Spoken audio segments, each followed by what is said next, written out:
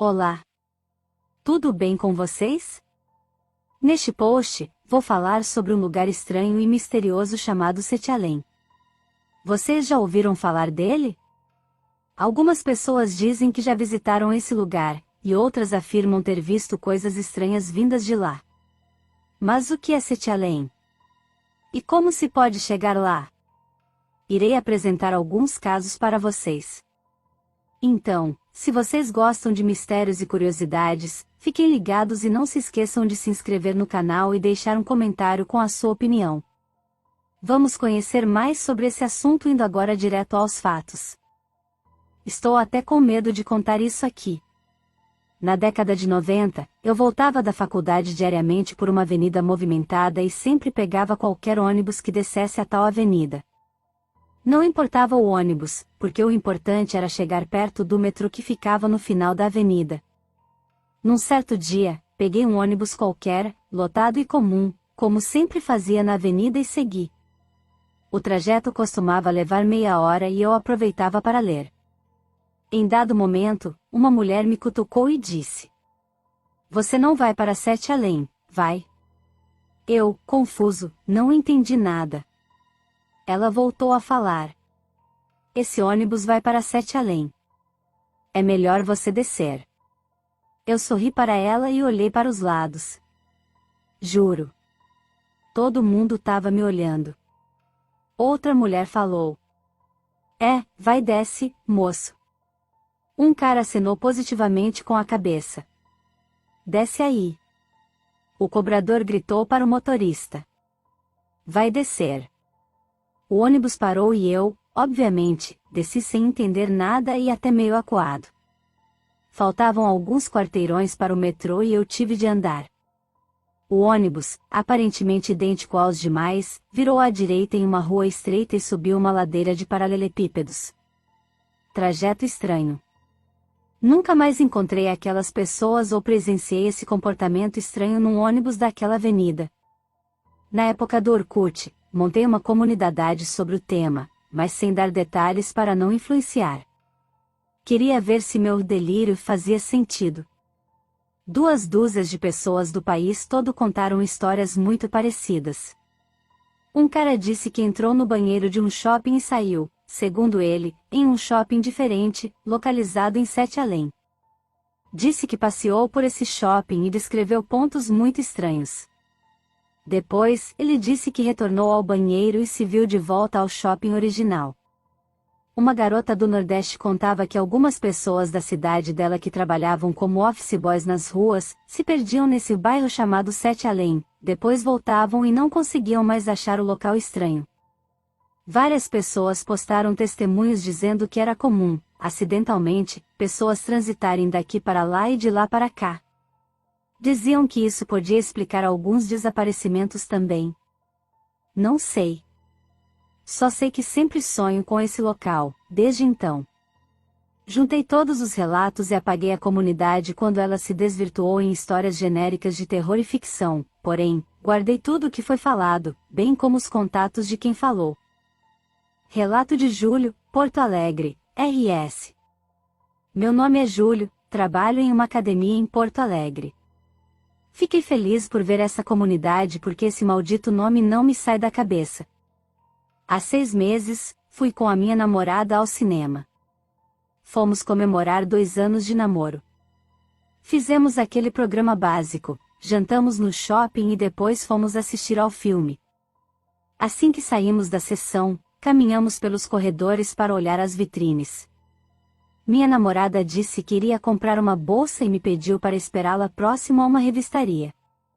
Desconfiei que ela queria me fazer uma surpresa de namoro, concordei e fui olhar algumas revistas da banca. Disse a ela que a aguardaria lá e ela retrucou dizendo que não demoraria. Assim que ela se afastou, fui ao banheiro que ficava exatamente no corredor em frente à revistaria. Havia 4 ou 5 pessoas no local que é bem grande. Todos os mictórios, porém, estavam ocupados e, por isso, fui a um reservado. Jogo rápido, nem cheguei a travar a porta. Tirei meu celular do cinto e o coloquei sobre uma para de madeira. O mais estranho é que não fiquei nem 2 minutos dentro do reservado. Ouvi risos de crianças no banheiro e conversas. Assim que terminei de urinar, saí. Não sei se consigo descrever, mas já havia algo estranho no banheiro. Não sou muito de reparar em detalhes. Minha namorada é. Ela é virginiana. Apesar disso, notei que algo havia mudado. Começando pelas luzes que estavam amareladas e não brancas. Muito amareladas, quero dizer. Uma faixa verde bem grossa cruzava a parede e os espelhos estavam menores. Não havia ninguém lá dentro. Nem as crianças que haviam gargalhado há poucos segundos. Lavei as mãos e achei que estivesse ficando louco. Para mim, a água estava meio morna e muito, muito grossa. Nojenta, para falar a verdade. Procurei por papel e não encontrei. Saí balançando as mãos para secarem no ar. Fora do banheiro, achei que fosse desmaiar. Achei que havia saído pela porta errada ou entrando em algum corredor novo. Bom, pelo menos, foi o que tentei acreditar. O shopping estava parecendo, na verdade, uma galeria. Ainda era um shopping, conceitualmente, mas estava bem mais velho e desgastado. A luz era fraca e as lojas pareciam amontoados de produtos.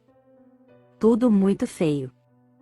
Andei acelerado até uma área mais aberta e tive a certeza de que não estava mais em um lugar conhecido. Nada era parecido com o que eu já havia visto em algum lugar na minha cidade ou até na televisão. Começando por pequenos detalhes que me assustaram. Havia uns aquários do tamanho de latas de lixo espalhados em todo lugar. Dentro desses aquários, eu identifiquei uma espécie de pano, sei lá, parecia um pedaço de cobertor roxo que ficava se mexendo dentro desses aquários. As pessoas iam até esses aquários e colocavam as duas mãos em cima e começavam a rir. E eram risadas feias, como se tossissem com o peito cheio de catarro. Fiquei parado, olhando para esses aquários. As pessoas vinham em grupos de 2 ou 3, encostavam e riam. Mexi a cabeça para os lados rapidamente procurando minha namorada. Tudo o que eu queria era entender o que estava acontecendo e ver um rosto conhecido. As pessoas passavam por mim e me ignoravam. Eram parecidas com pessoas normais, mas ainda assim, não eram totalmente normais. Elas eram parecidas entre elas também. Não idênticas, como gêmeos. Não sei explicar. É como quando você viaja para um país diferente onde as pessoas têm traços parecidos, mas também têm traços particulares. Ah, e a revistaria não estava mais lá. No local, um homem vendia peças ou algo assim.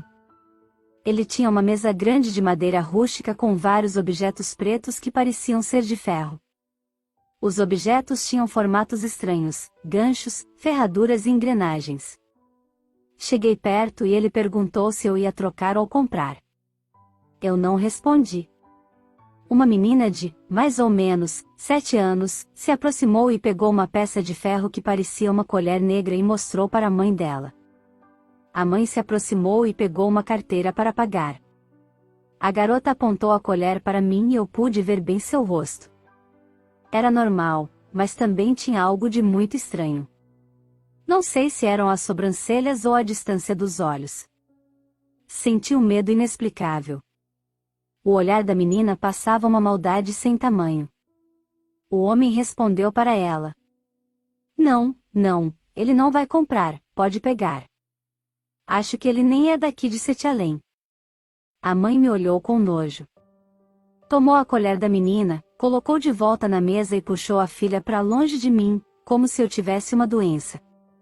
Comecei a ficar tonto e me sentei em um banco de madeira que era muito parecido com os bancos normais de shopping, exceto que esse era bem mais baixos e só acomodavam uma pessoa. Vi outros bancos desses naquele local. Um som alto tocou e todo mundo parou e olhou para cima. Era um barulho alto e grave como aquelas buzinas de navio que a gente vê em filme. Depois que o som parou, todos retomaram seus caminhos. Pensei na minha namorada e na minha mãe. Aquilo só podia ser um sonho. Levantei rápido e fiquei tão tonto que precisei me apoiar em uma vitrine que, falo de todo o meu coração, vendia pombas vivas. pombas. Umas 10 pombas andavam por lá, tentavam voar e se bicavam atrás da vitrine de vidro. Gritei. As pessoas começaram a me olhar e a apontar para mim.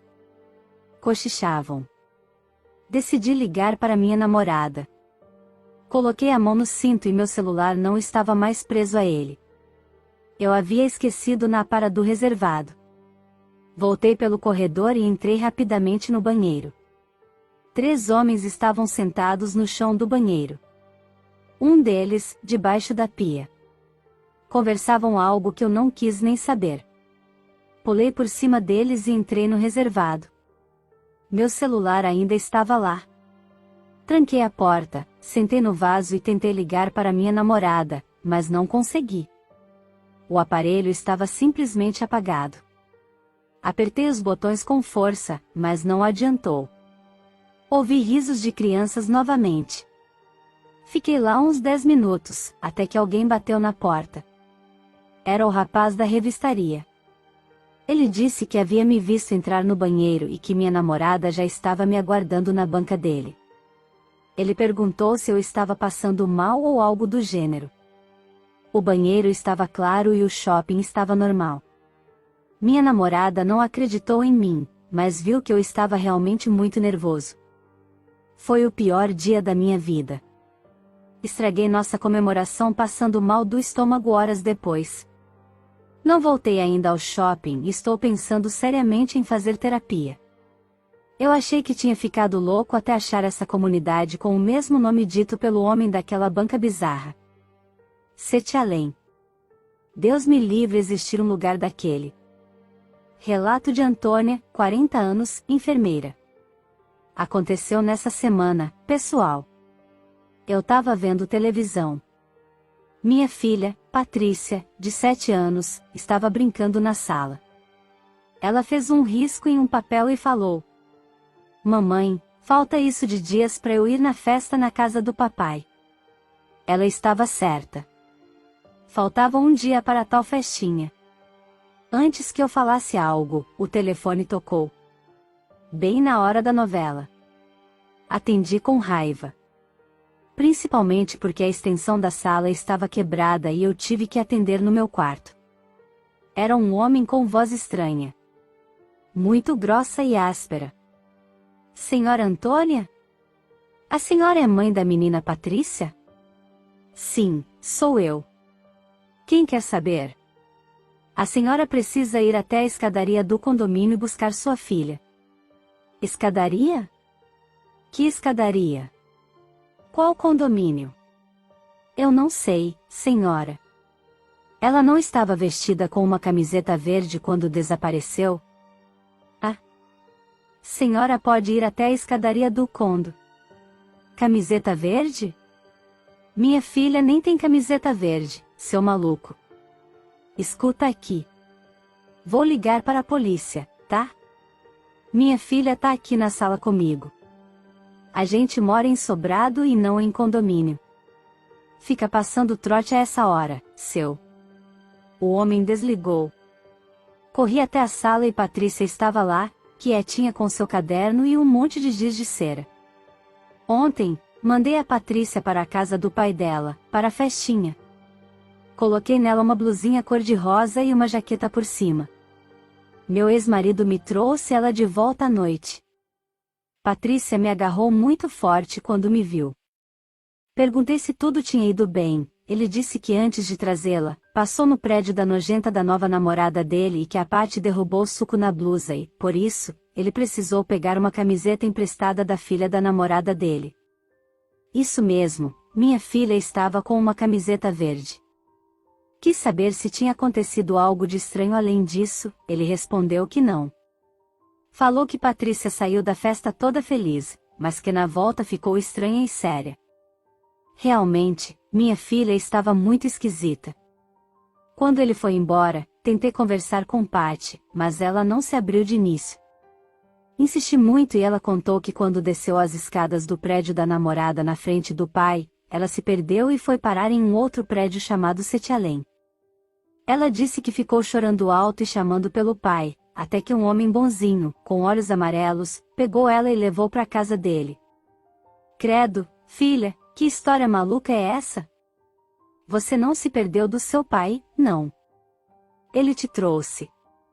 Tá tudo bem, falei, com a nuca gelada. O homem bonzinho com o olho amarelo telefonou pra cá, mamãe, mas você disse que pra ele que ia chamar a polícia e que eu tava aqui com você e ele desligou. Depois, ele me mandou descer a escada do prédio de novo e o papai me encontrou. Somente agora há pouco, antes de eu entrar no Orkut, é que minha filha veio me mostrar uma folha de papel com 7 riscos. Perguntei o que era aquilo e ela falou. Foi isso de dias que eu fiquei na casa do homem, longe de você, mamãe. Não sei o que dizer. Minha filha passou apenas algumas horas longe de mim, mas consegue contar com convicção cada um dos detalhes dos 7 dias em que ficou hospedada na casa do homem bonzinho de olhos amarelos que mora em Setialém. Relato de Laura, 23 anos. Cara, eu e minha irmã estamos surtando aqui pois temos certeza que já fomos parar nesse lugar. No segundo semestre de 2014 eu morava em Florianópolis com ela e minha prima. Meu primo foi passar umas semanas lá e decidimos voltar de carro com ele para São Paulo. Chegando próximo a Curitiba, o Waze jogou a gente numa rota que parecia ser mais rápida, pegamos quando estava começando a anoitecer. De início estava tudo ok, mas conforme a gente foi seguindo, a estrada ficou muito sinuosa, cercada de mato, não tinha acostamento nenhum e nenhum carro próximo da gente. Depois de mais de uma hora só fazendo curvas e curvas e curvas, começaram a aparecer vários caminhões passando muito perto de nós. O GPS perdeu o sinal, não tinha área e a bateria de todo mundo acabou. Só a do celular ligada ao carro estava funcionando. Todo mundo começou a ficar apavorado dentro do carro porque, segundo o Waze, seguiríamos 8 horas por essa rota até chegar em Sorocaba. Depois que os caminhões sumiram, ficamos sozinhos de novo na estrada. Começamos a sentir muito cheiro de queimado, parecia que vinha de dentro do carro, mas nenhuma fumaça aparente. Chegamos em um trecho onde havia um pouco de mato cortado, decidimos parar. Quando saímos do carro, cara, sério, o céu tava uma coisa absurda, nunca vi um céu daqueles. A gente ficou muito tempo lá olhando porque parecia aquelas fotos de constelação. Só que me deu uma sensação muito ruim, e eu comecei a ter crise de ansiedade, pedi para sairmos dali. Seguindo o caminho, passamos por um carro carbonizado, e todo mundo começou a achar que era o nosso carro e que tínhamos morrido num acidente e que a gente ia ficar presos naquela estrada para sempre. Depois desse carro, começaram a aparecer pessoas andando sozinhas pela estrada. A cada quilômetro 1 ou 2 pessoas vagando. E a gente tava no meio do nada. Ficávamos nos perguntando o que essas pessoas estão fazendo vagando de madrugada nessa estrada? Depois de quase 5 horas assim, chegamos no que parecia ser uma cidadezinha. Muito esquisita, muito escura, com muitas pessoas andando pela rua. Avistamos um bar onde haviam pessoas sentadas na frente e resolvemos parar para usar o banheiro e nos acalmar. Estacionamos o carro, atravessamos a rua e fomos para esse bar. Chegando lá, todas as pessoas ficaram encarando a gente de uma maneira muito esquisita. Minha irmã, minha prima e meu primo foram no banheiro, fiquei sozinha esperando, e as pessoas não paravam de me olhar. Decidi sair do bar e esperar na porta, onde tinha uma mesa com 4 pessoas, 3 caras e uma garota que parecia ter a minha idade. Eles começaram a falar sobre mim, me apontar, e fui ficando cada vez mais desconfortável. Os 3 voltaram do banheiro dizendo que era tudo muito esquisito, que tinham vãos imensos nas cabines e que dava para conversar com quem estava no banheiro masculino do feminino e vice-versa. Minha irmã comprou água, energético e umas balas. O dono do bar atendeu a gente sem falar nada, de uma maneira muito seca. Voltando para o carro, contei da mesa da menina que ficou falando de mim, e eles continuaram lá, olhando pra gente daquela maneira esquisita. Voltamos para a estrada e depois de mais 2 horas chegamos em Sorocaba. Só lá o sinal do celular voltou, meu celular ligou e tinha quase metade da bateria, e era por volta das 21 horas.